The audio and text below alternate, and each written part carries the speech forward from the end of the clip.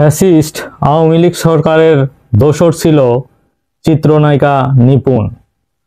তিনি এই ফ্যাসিস্ট সরকারের পতনের পর বারবারই আলোচনায় আসছে এই চিত্রনায়িকা নিপুণ।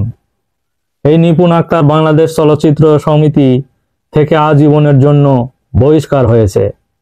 আজকের এটা একটি ব্রেকিং নিউজ যে চলচ্চিত্র সমিতিতে সে এতদিন ছিল এবং রাজত্ব করেছিল, তার আজ থেকে সে আজীবনের জন্য বহিষ্কার হয়ে গেছে। এ বিষয়ে বাংলাদেশ চলচ্চিত্র সমিতি থেকে আজীবনের জন্য বহিষ্কার করা হয়েছে অভিনেত্রী নিপুণ আক্তারকে। জালিয়াতির অভিযোগে অভিনেত্রী নিপুণকে বহিষ্কার করা হয়েছে। জানা গেছে অর্থনৈতিকভাবে সমিতির প্যাড ব্যবহার করে মনগড়া বিবৃতি প্রদান করার অভিযোগে সম্প্রতি কার্যনির্বাহী পরিষদের মিটিংয়ে সর্বসম্মতিক্রমে এই সিদ্ধান্ত গৃহীত হয়েছে।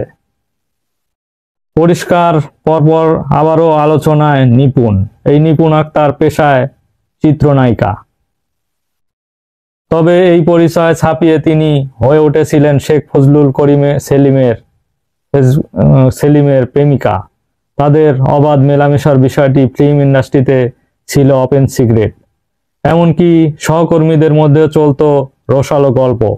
তবে মাথার উপর শেখ পরিবারের সদস্য সেলিম ছাতা থাকা কেউ টু শব্দ করতে পারেনি। আর এই সুযোগে কাজে লাগিয়ে নিপুণ হয়ে ওঠেন অপ্রতিরোধ্য। নিপুণের প্রভাবের উৎস কি, নেপথ্যে এই বিষয়টি অনেকেরই জানা, তবে মুখ খোলার সাহস দেখাননি কেউ। কিন্তু নিপুণের পেছনে যে বড় শক্তি আছে বারবারই বলেছে চিত্রনায়ক জায়েদ খান এবং ডিপজল সহ আরো অনেকেই। নায়ক জায়েদ খান এ বিষয়ে বলেন, নিপুণের পেছনে কোনো একটি শক্তি আছে, অদৃশ্য শক্তি, আরো অন্য কারো নাই। নিপুণের শক্তির কারণে এগুলো হচ্ছে অনেক কিছু। নায়িকা অনেক কিছু বলতে পারি না, খোলাখুলি বলে দেই, অনেক কিছুই বের হয়ে আসবে বলেও তিনি মন্তব্য করেন। এ বিষয়ে একজন বলেন, শেখ সেলিম সাহেব বলেন, আমাকে ডিসি হাবিব স্যারের ওখানে পাঠান নিপুণ। নিপুণের ফেসবুক প্রোফাইল ঘুরে দেখলেও দেখা যায় শেখ সেলিমের সাথে তার একাধিক ছবি। এছাড়া পরিবারে বিভিন্ন দাওয়াতে তিনি এসেছিলেন এবং তার নিপুণের মেয়ের জন্মদিনেও এই দেখা গেছে শেখ সেলিমকে।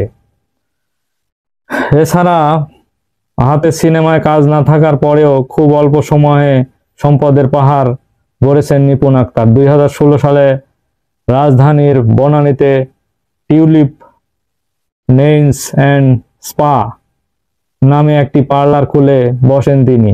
উদ্বোধন করেন রাজনৈতিক ব্যক্তিত্ব শেখ সেলিম। অনেকেই বলেন এই পার্লারটি শেখ সেলিমের উপহার হিসেবে দিয়েছিল নিপুণকে। শুধু এই পার্লার নয়, নিত্য নতুন গাড়ি, বিদেশে ভ্রমণ, মেয়েকে বিদেশে পড়ানো, সবকিছুই নায়িকা আসতো রাজনৈতিক ব্যক্তিত্বের হাত দিয়ে। বছরের বেশিরভাগ সময় কাটত বিদেশের মাটিতে। শেখ সেলিমের ভালোবাসার আশীর্বাদে অবৈধ প্রস্তাব বিস্তার করেছিল নিপুণ। সরকারি বেশ কয়েকটা দপ্তর ছিল নিপুণের রাজত্ব। নিপুণের এক ঘনিষ্ঠ সূত্রে জানান, রাজুক থেকে শত শত কোটি টাকা হাতিয়ে নিয়েছে এই নায়িকা। এছাড়া সংশ্লিষ্ট সূত্রে জানান এবং ড্রয়িং অ্যাপ্রুভাল এর ক্ষেত্রে 8 তলা ভবনের জন্য 20 থেকে 50 লাখ টাকা নিতেন এই নিপুণ। এছাড়া নিপুণকে নিয়ে তার প্রাক্তন স্বামী অপু বলেন, নিপুণ মূলত শেখ সেলিমের রক্ষিতা।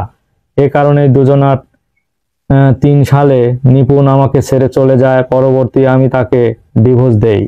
এটা বলেন নিপুণ আক্তারের স্বামী। এ বিষয়ে প্রাক্তন স্বামী বলেন, এ ছিল রক্ষিতা, এরপরে অপকর্মের কোনো শেষ নাই।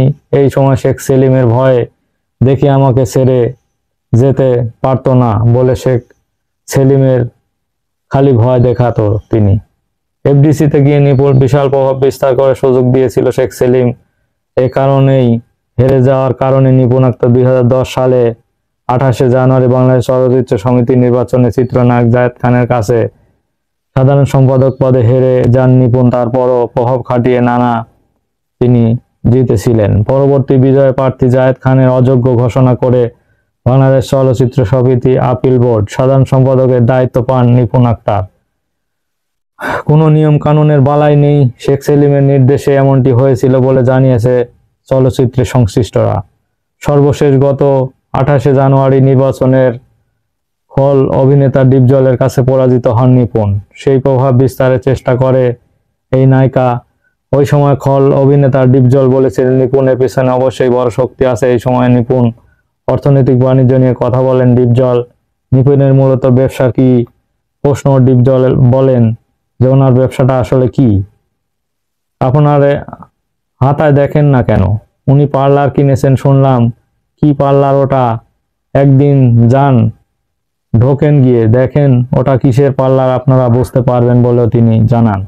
এ বিষয়ে বক্তব্য চেষ্টা করে নিপুণ আক্তারকে পাওয়া যায়নি বলেও জানা গেছে। আসলে নিপুণ আক্তার ছিল আওয়ামী লীগের দোসর। এখন আওয়ামী লীগের পরাজয়ের সাথে সাথে সেও পরাজিত হয়েছে এবং আজীবন চলচ্চিত্র থেকে বহিষ্কার করা হয়েছে তাকে। ধন্যবাদ সবাইকে।